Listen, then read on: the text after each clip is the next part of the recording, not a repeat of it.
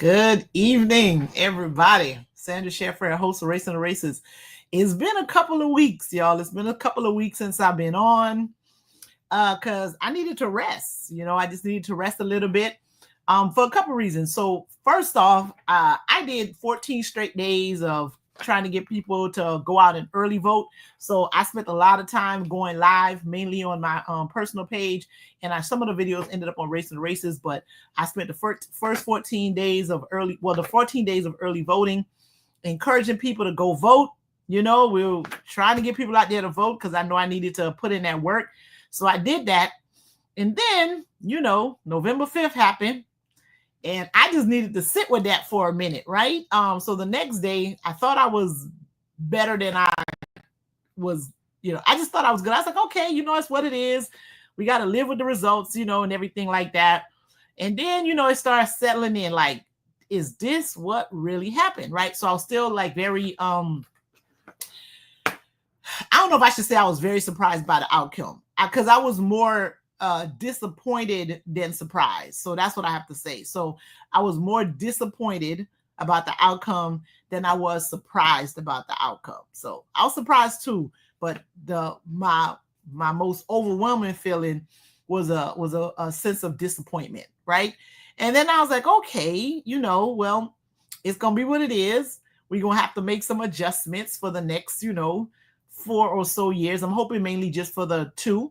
Because, and part of why it was so overwhelming was not only did they win the presidency, they got the Senate finally. It's like the Senate was there for sure because by the next day, they were at 53, and that's already a majority, and so they were going to be picking their Senate majority leader.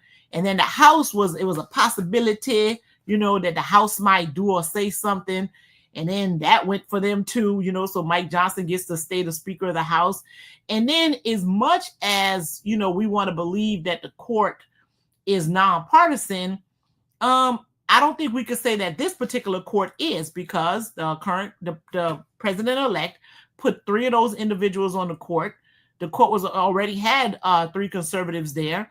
And so, and they've made some rulings that are extremely beneficial to him, and that's going to allow him to do all kind of things in office that, again, we don't know. I don't have no crystal ball. I don't know what it's going to look like.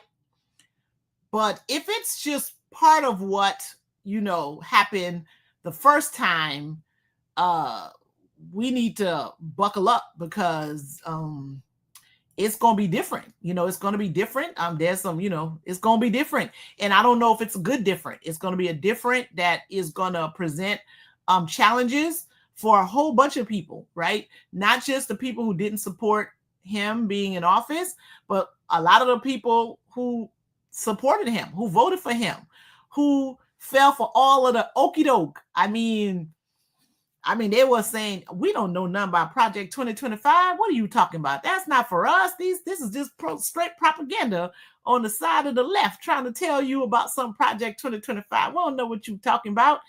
And then all of a sudden,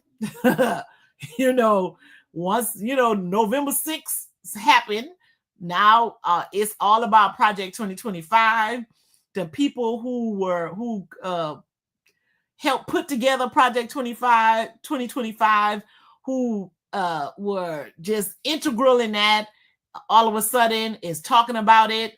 They're getting promises of cabinet positions and all different types of things, right? So what folks were trying to warn you about, right? I mean, not only were Democrats trying to warn people about that, NPAs, nonpartisan folks was trying to warn you about what this would look like. I mean, we had enough evidence, I thought, from what happened between 2017 and 2021 for people to know that you can't trust anybody with,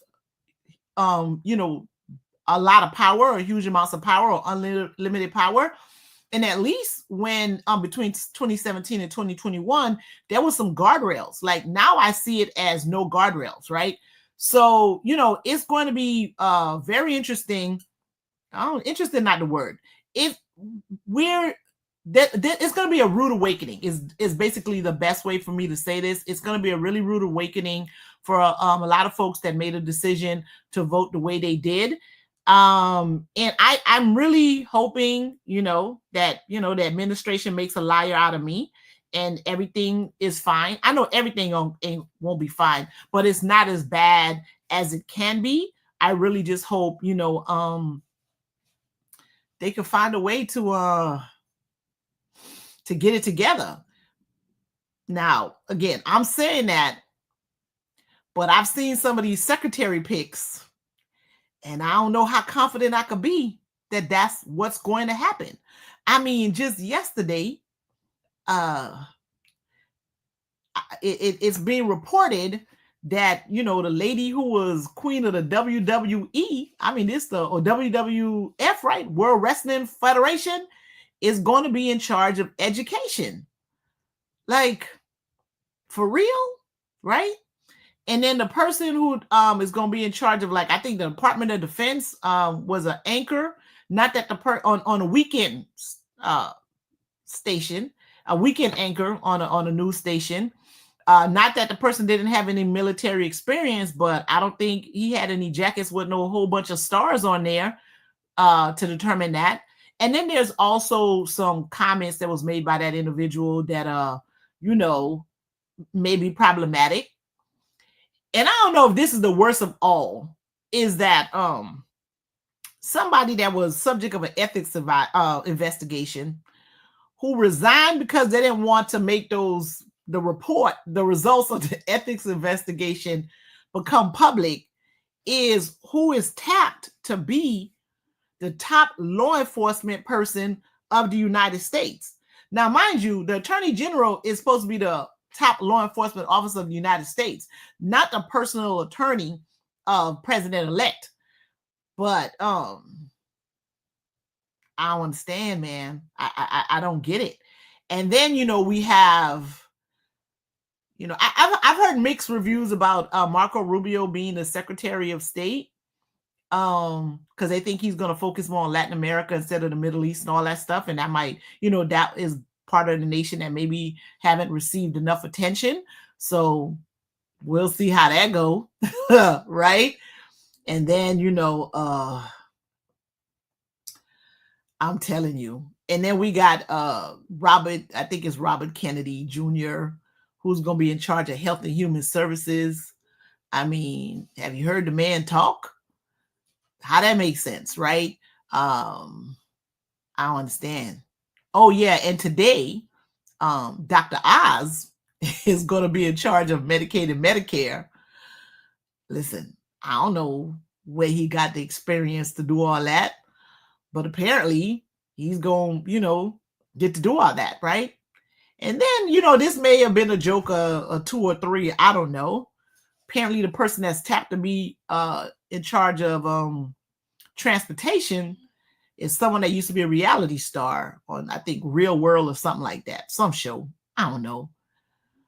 But it's getting a little scary, y'all. It's getting a little scary. And my point is not to scare people. It's not really to scare people, but just to, caution folks that it's going to be a bumpy ride. We'll get through it. Hopefully it'll just be 4 years max. But what we do know is that oftentimes policy lingers on. So, right, there'll be consequences of, policies that are going to be put in place, during this particular administration, that we may be feeling the consequences and repercussions of that for years to come, right? And then, there's, statements that's being made that, he'll stay longer if the people want. I don't think those words should ever be uttered by a person that wants to be president, and then that's term limited. Those words shouldn't be uttered. Those are things that we really, in essence, should be, a little afraid of, right? That's an issue. They're already plotting on staying longer. I mean, he tried that before. So I don't know how people managed to forget January 6, 2021. It's incredible that I don't think that was that long ago. Those images are still there, that people forgot that when it was time for him to leave, he tried not to go to the point where he was willing to put the life of his vice president on the line, right? And they want to give him another chance with no guardrails. I don't know. It's I don't know. It's going to be tough, right? So, and then I mean, most telling of all, that most of the people he's recommended for positions are not fit for their positions, is that they're not even going to go through the normal process to get clearance in order to work for the White House. What's proposed is that he wanted to just do it while when the Senate was out, so they could just kind of go through without having to worry about the votes, because he knows that some of those people, particularly Matt Gaetz, probably won't make it. So he wants to just be like, y'all go on vacation, go do something, and then let us go ahead and push these people through, because many of them probably can't pass confirmation if it went through a real process, right? And then typically the FBI, I mean, even though he's appointing his own FBI person, does the investigation in order to do the background check to make sure these people are fit to be in the White House and have access to all this information. He was like, nah, we ain't going to do that.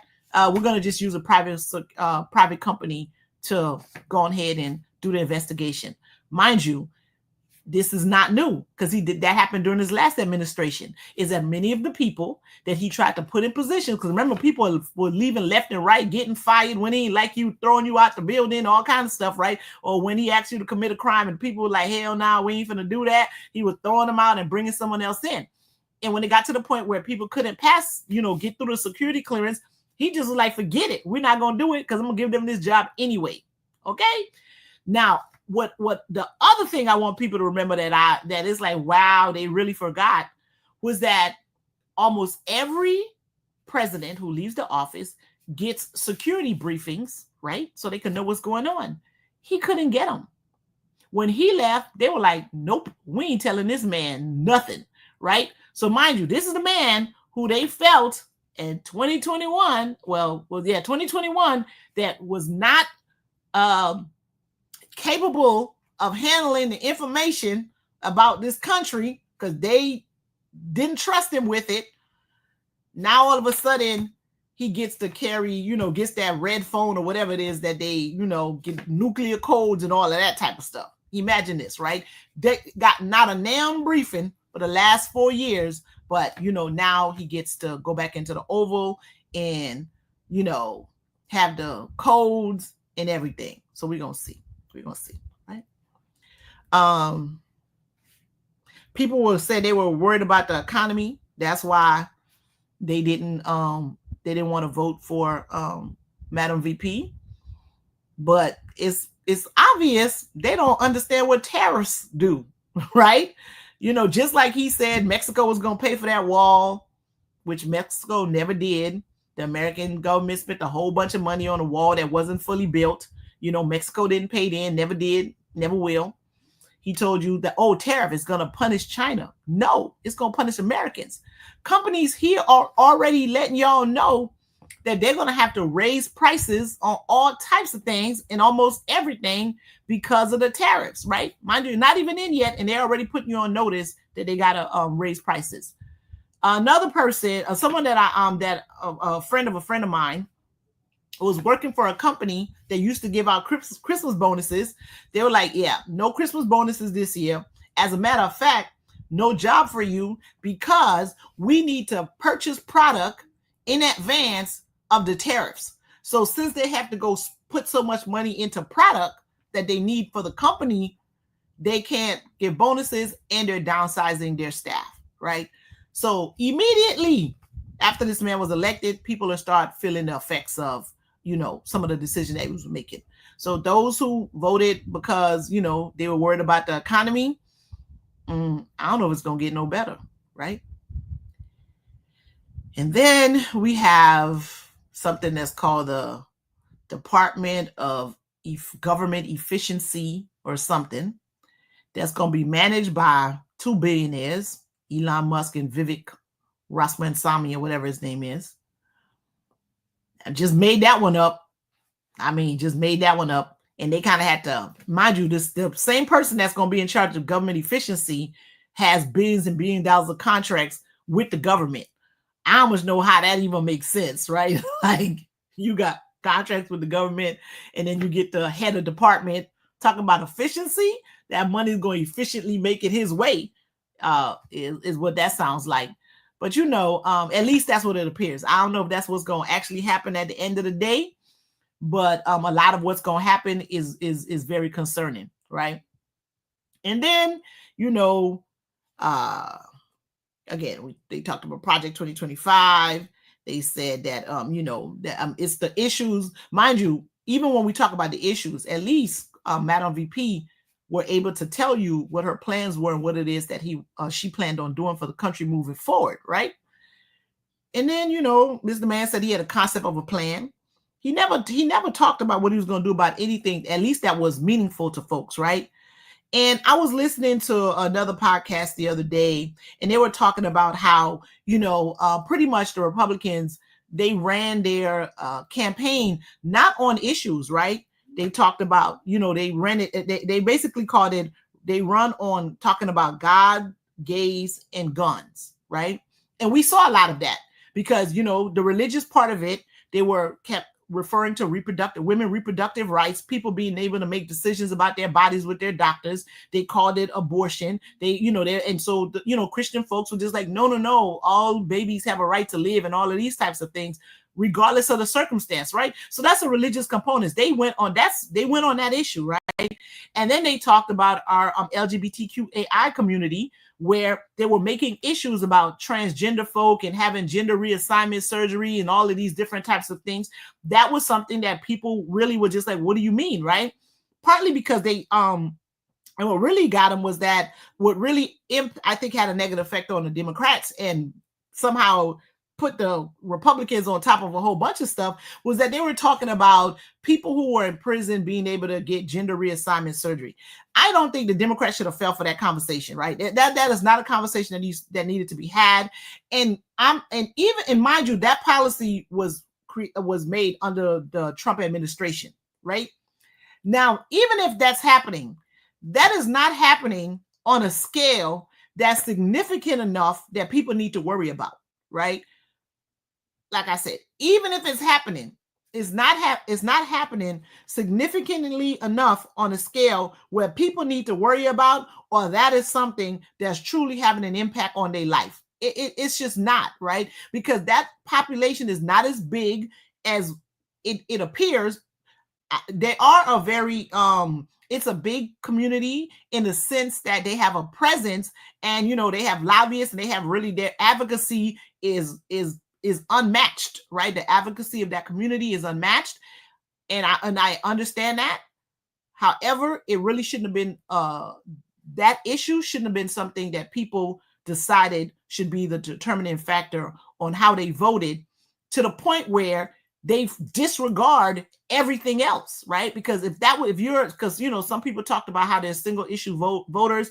You want to be a single issue voter to the point that you're going to disregard every single thing, every other thing. And there's so many things that you had to disregard for you to just settle on that being your problem or your reason for saying, I'm going to vote for this person, right? So I needed time to process that. I truly needed time to process that, because really Americans were focused on the wrong thing.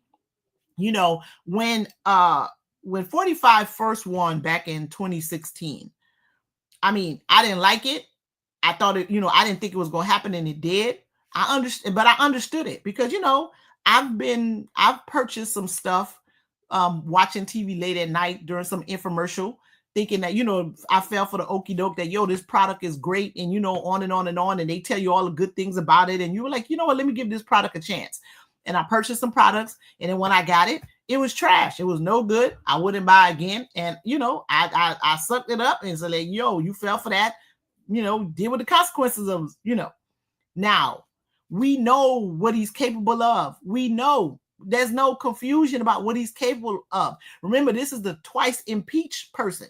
This is a person that's twice impeached. This is the person who can't have any casinos because he just didn't pay his bills and was ripping people off. This is the person that cannot have a charity, cannot have any charities because he was mismanaging the money of the charities.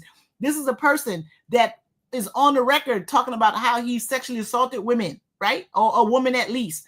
This is a person that has a judgment, multi-million-dollar judgment against him because of that. This is the person who was also convicted of 34 felonies. Now, even if someone believes that, you know what, it was overkill, they don't think that's something that he should have been convicted of or whatever, fine, okay, take that out of the equation. He still was a 34-time convicted felon. I don't care what you say. That is true. A jury of his peers listened, and that's what they came up. They said, yep, he did all that. All of what Jack Smith and them said. He did all that, right? I don't even think that was a Jack Smith case. I think Jack Smith is in Palm Beach, you know. However, the people in New York said this is what the man did, right? But like, say you want to ignore that. There's still enough stuff that, you know, I don't know, you holding your nose for real to be able to go ahead and like to say this is who it is that I want to be president, right? And the thing that's just so that kind of hurt me the most, right, is that, I mean, he got on there and just lied to people to their face, right? Well, I mean, if you were in the rallies, he was lying to you in your face. If you were watching the debate, he was lying to you in your face through the TV. The lies, just straight up was lying, right? Didn't answer questions, right? It was straight up lying. But people were willing to believe that, right? And most of the lies are like, you know, they fact checked him.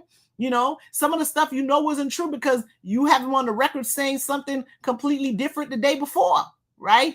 You know, however, people were willing to listen, accept the lies instead of giving a person who has held office multiple times, who at the very least, say, you know, you may have some questions about whether or not Kamala was going to be, you know, able to do this job by herself. Mind you, presidents never do the job by themselves. That's why they get to pick a cabinet, right? We could have at least been comfortable that she was going to pick people who knew what they were doing, as opposed to people who was going to allow him to get away with the things that he's doing, right?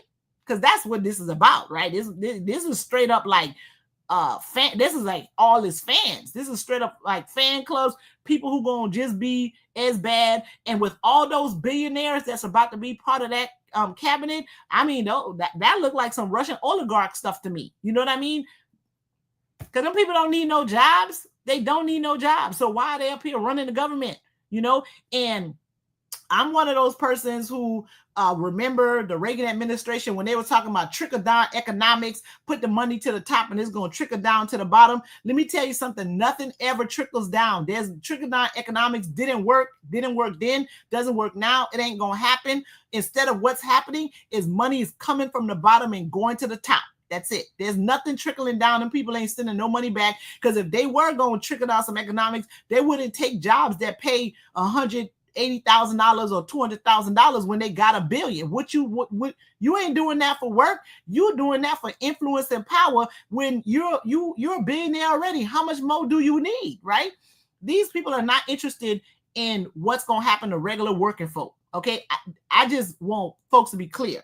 Now, what's really going to kick a whole bunch of people in the boondock, right? Now, what's going to really start affecting people is when Obamacare, what's really called the Affordable Care Act, more popularly known as, or unpopularly known as Obamacare, gets affected. Because remember, he was trying to get rid of that before. I don't know how hard he was trying to get rid of it at the time, particularly because from 17 to 19, he could have done it because it was red enough that it could have happened. Didn't do it then. But now, he could do it, and then the courts could say, yes, the president has the authority to get rid of this type of health coverage, right? So, all them folks who was finally able to get insurance, watch out. Don't be surprised if you don't have it. Don't be surprised if you no longer can get insurance, because they're going to come for the neck of the Affordable Care Act.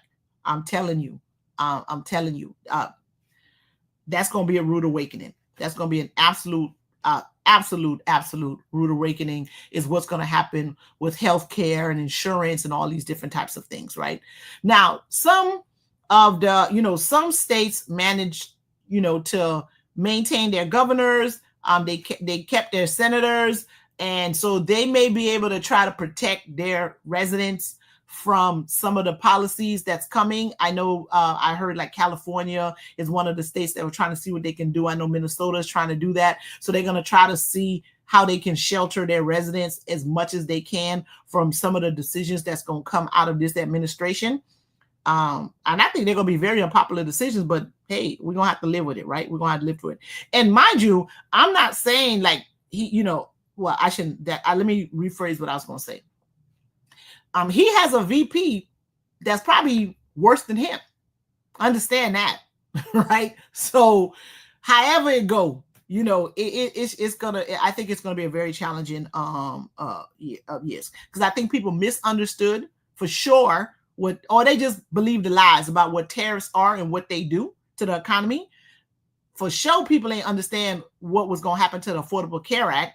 I mean, if you got WWE people or WWF, whatever word, whoever them people is running the Department of Education, what y'all finna learn? They're totally going to dismantle public schools because they want it all to be charter. Because what is that? Taking public money and giving it to private people. And they don't care if you're educated or not, right?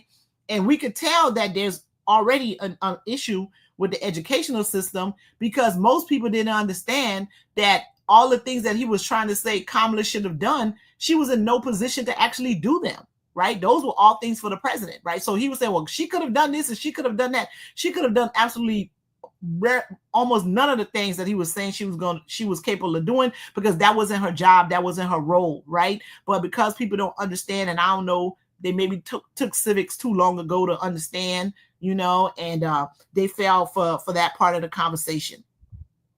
But it's going to be some things, right? Now, I want to go back to the felon part just because I was going through the notes, one of my notes, and I saw this point. Now, we were people elected a person that had 34 felony convictions. I want to know how, with a straight face, they keep that question on a job application. Have you ever been convicted of a felony? Because what does it matter?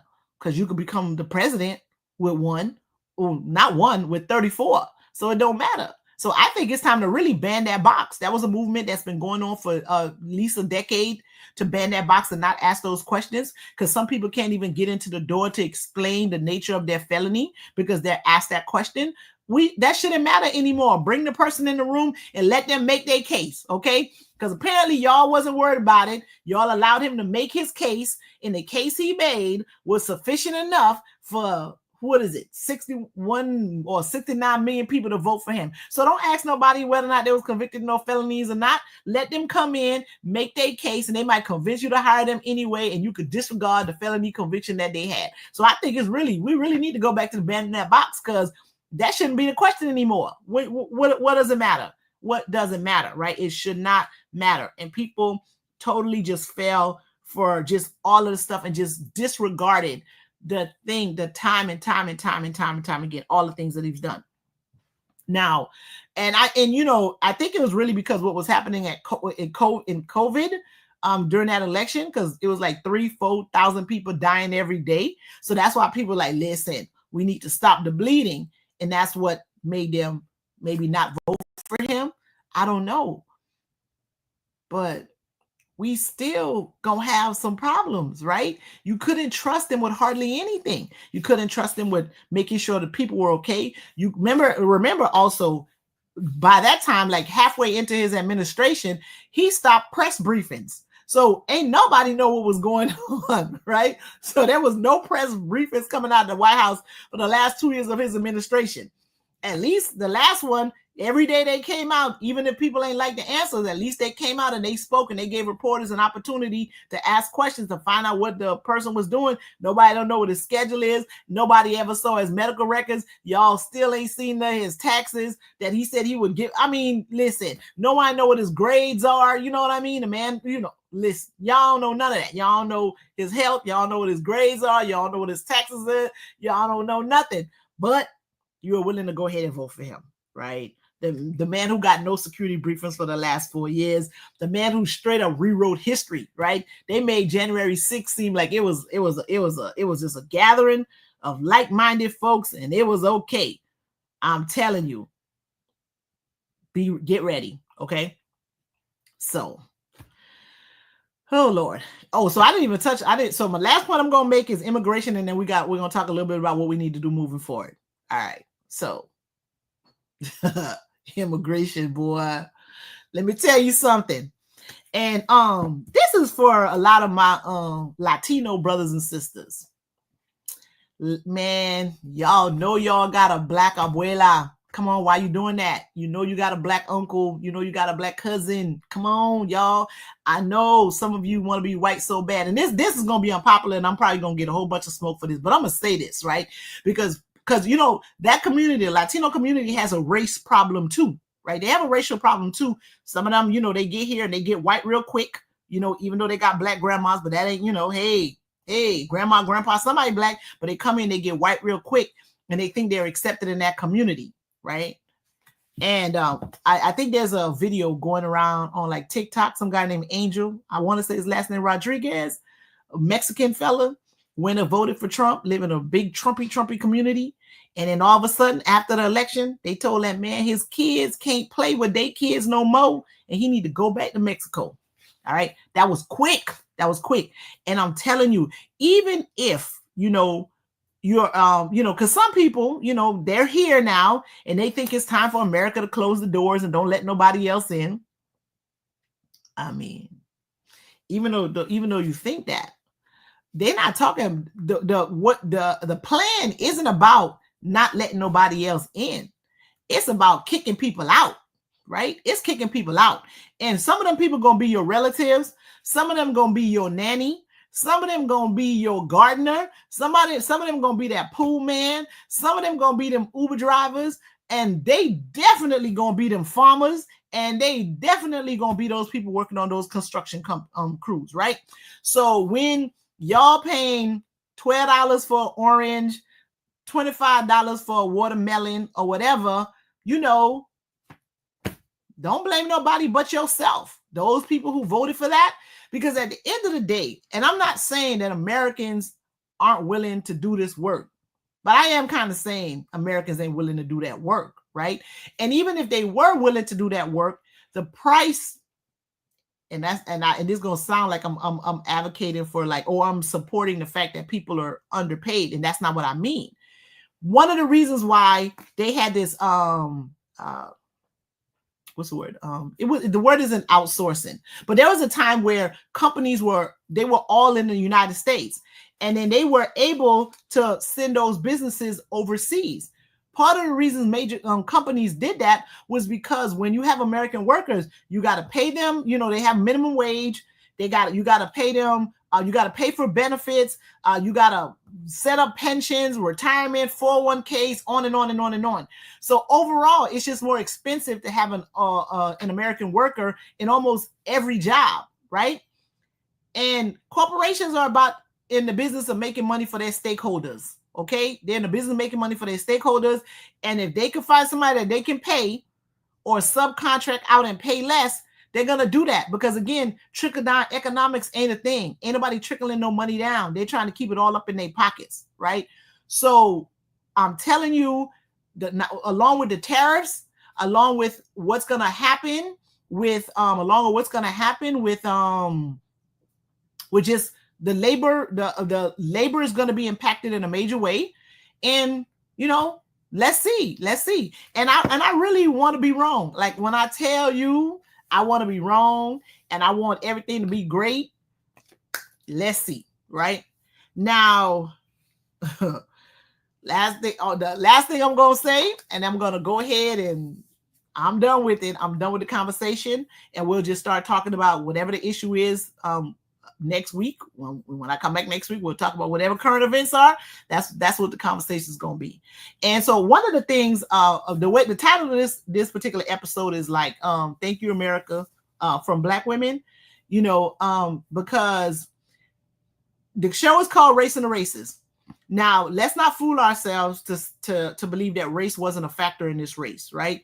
But I also have to say that I think gender was a factor in the race too, because there's some people that wouldn't vote for her because they don't think women are ready to lead, right? Mind you, women run Fortune 500 companies, women manage houses, women do all different types of things, but still today, people believe that a woman can't lead, right? And then on top of that, they don't believe a black woman could lead, which is, hey, I guess folks are entitled to their opinion, but that opinion is going to have some serious consequences that they all going to have to live with, and that's the reality of that, right? So I believe race and gender played a role in it, and the party made some mistakes, but race and gender played a part of it. Black women showed up. 92% of us voted, voted period, voted for her, and just voted period, right? And participated in the process. I think the numbers for black men is somewhere between 77 and 80%. White women, listen, this whole allyship, because you guys are affected too. There was your reproductive rights, that were at stake in this election. And you voted for someone who basically created the problem that your reproductive rights are an issue. He put the people on the court that made the Dobbs decision become a decision, but still you supported this person 52%. I mean, I don't know how that makes sense, but that's what happened. So this is really on them. For women voting against white women voting against their interests. This on y'all. Y'all need to take this. Y'all need to own it. Y'all need to live up to it. And people need to call you out on it, right? This is all on y'all. They were trying to blame, black men, even the Latino community. I think they made a whole bunch of mistakes in the way they voted too. But the real numbers existed within white women, and they voted against their interests in that respect, or maybe their interests are very different from what they say they were publicly. So that's that. Now the party. Y'all gonna have to do better all day. Y'all gonna have to do better. So you're not gonna be able to do nothing by the presidency until 28. But you may be able to do some things in 26 when it comes to the House, and it comes to the Senate. Well, Florida, no, because we don't have a senator that's up in 26. Our next senator is up in 28. So Florida's not going to be able to do anything on the Senate side, but they may be able to do some things on the House rep side. And so let's see what happens. So the party has to do better. They have to do better with the messaging and don't get caught up in these culture war conversations, right? Don't, and I know that I think the governor the governor-elect out of Arizona, it wasn't the governor, but one of the reps out of that area was talking about, and also some in Texas was saying, listen, all of those issues that y'all were talking about on a national scale, that issue doesn't work in my area, right? And the Democrats have to be better at targeting their messaging, because what you want to say, that what you may be able to say to some people in New York, for example, or even in California, is not going to always work in the South. It may work in some parts of the South, but it's not going to work in the South. So they absolutely have to do better about their messaging. And then they don't need to give up on places. The party gave up on Florida, basically ain't sent no money, nothing here. And then Miami-Dade went all the way red, right? Broward County did better. We voted like we should have. I think the turnout might have been like 79% or something like that. If I'm wrong, it was 69, but it was something like that. So the turnout was really great in Broward County, but Miami-Dade, it's over. It seemed like it's absolutely over, and it doesn't need to be, because there are a lot of NPAs in Miami-Dade. There's a significant enough Democrats in Miami-Dade that if there was some investment in that state, I believe it could have made a difference, but they totally just gave up on this, right? And then and mind you, that was an election. That was a candidate. She raised over $1 billion. Too much of that money went to TV. Too much of that money went to those campaign managers or whatever. That money stayed on the top. It didn't trickle down, and that's part of the problem, right? They gave up on grassroots. Instead, allegedly, this part I don't know, but I've heard it a few times that it may be the case that money were paid for celebrities to make appearances and stuff like that. Or even if it wasn't paid for them to make an appearance, money was paid in order for them to show up places. So with that, it comes security, it comes staff, it's all kind of expenses and costs that goes with that. And that money was terribly spent. That should not have been the case. If those people wanted to support the candidate, they should have supported the candidate as a voter, and that's it. And they should have did that on their own, because they had a whole bunch of people here working for free. Because I know I was canvassing from like the end of September all the way until the Saturday before election day. I was canvassing on my own time, and there were some signs that I paid for myself that I gave out because the party wasn't sending anything out in the beginning. And so regular old me, who got all kind of money problems, was putting in work, but then y'all out here giving money to people who don't need it. If they wanted to support the candidate, they should have did that on their own. All that celebrity appeal, grassroots, regular folks are sick of it, and the party made a huge mistake doing that. And again, they're already trying to kick me out the party because I'm saying what I'm saying, but at this point, whatever. Y'all lost bad. Y'all had a whole bunch of money, and you still got and I don't think everybody still ain't get paid.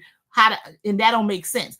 It seemed like all those consultants, all the people at the top made money. You spent all this money on media, on paid media, and even on like digital media. All this money was spent, and for what, right? And then the other issue that I know problem that came out of it, and this is part of why less people of color are really thinking about leaving the party too, is that with all that media buy and all those ad buys, very little was spent in communities of color, and I'm going to just say on black folks, right? I mean, with not just black people, just black agencies, black companies. They didn't get those digital contracts. They didn't get those ad buys. That money didn't make it to the community, even though folks was raising millions and millions of dollars to send to that campaign, and none of that money came back. Right? Well, I don't want to say none, but very little of that money came back. That's a problem. That's why people feel as though their vote is being taken for granted. And yes, 92% of black women did it because we know we needed to, right? We were trying to save the country from themselves and try to save people from themselves. But at this point right now, ain't nobody trying to do that no more. We're going to just, at least me, I just need to get through it. I got to figure it out. I got kids to raise. I got jobs I need to keep. Listen, one thing I know about us is that we know how we're survivors. We know how to struggle. We don't want to, but we can do it if we have to, and we're going to be all right. We're going to be all right. It's going to be a rough ride, but we'll be able to take the ride nonetheless. So all that to say, party, y'all got to do better. The party has to do better. They made a whole bunch of mistakes. And I've listened to a lot of different commentators and people talk about the aftermath of the election, and what I was thinking, it was kind of what was happening. I was on point. I understood it. I was like, yeah, I agree, right? So they got to do better. The party has to do better. They have to absolutely do better. You got time. So those people who are considering running in 26, anybody who wants to run in 26, you need to start running right now. Get into your communities, start getting to know people. Don't wait until 3 months before the election to go start showing your faces in places. No, start doing it right now. Go into those communities, find out what those people want. Listen to the people, see what they're talking about. Too many of these candidates go in and they got their own agenda on what it is that they want to do. No, go and actually listen to what these people want to talk about. Y'all need to listen probably more than y'all talk. And if you guys do that, you may have better outcomes, right? So locally, we didn't do too bad. A lot of people who I thought should have won races did. So they did really well. And understand that local politics is absolutely important. All politics are local because those are the people that's going to be making decisions about your everyday life. So it's very important to do that too. But those who want to run for these overpriced U.S. rep and U.S. House seats, start running right now. The governorship is going to be up in 26. So if that's something that you want to do, start campaigns. Well, y'all probably should have started running already, but definitely start right now. Don't wait until a year out, because name ID is big. Name ID is big. Name ID is big because sometimes if they, people just go in there, if they know your name, that's it. Otherwise, if they don't know your name, you know what's going to happen? They're going to get a card from somebody outside. They're going to get a card from somebody outside and just go ahead and vote that card down, right? And then we also need to take this opportunity too to try to educate voters in a more comprehensive way for them to really understand listen, when you vote for this, this is what happens, right? Don't start talking at people. Do some sort of engagement. Find out where the gaps are, and let's start filling those gaps. So the race for 2026 starts right now. We need to get with it, get on it, and see how we can turn this around just a little bit, or at least mitigate all the damages that may be happening if it stays this way for the next 4 years. But, like I said before, make a liar out of me, man, and just make it be all good. Make it be all good. And let's see what happened with those picks. I don't know if they're going to be confirmation hearings. If they are, I will be watching, even if I got to, after work, stay up and see how they go.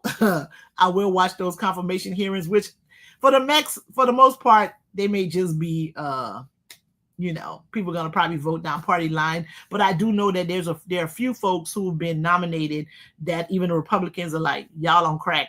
No, we're not going to do this. So some of them are in jeopardy. We'll see. So thank you all. Thank you all for the time. America, I thought you were better than this. I really did. I really had high hopes. I thought you were better than this because I'm an immigrant myself. But let me tell you, my parents came here for a reason, and their children are the American dream. We came here and we did so many amazing things. So I know that this country is better than this, than what they're doing right now. Because I ain't got nothing bad to say about it, because I totally came here and was able to do very good things with my life, right? Got educated, went to school, I work, I do all of these things, right? I pay way too many taxes, but but America has been great.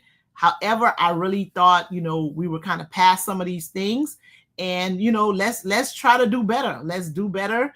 And those Democrats that want to run in 26, the race starts now. And get to work and start trying to move the country forward and mitigate whatever may be happening that's gonna really impact people in a significant way. All right, so good night, everybody. See y'all next week. We're gonna just talk about current events and see what's going on. It might be some more astonishing picks coming out during the week. So we gonna see. All right, good night, everybody. Good night. Stay blessed. Elections have consequences.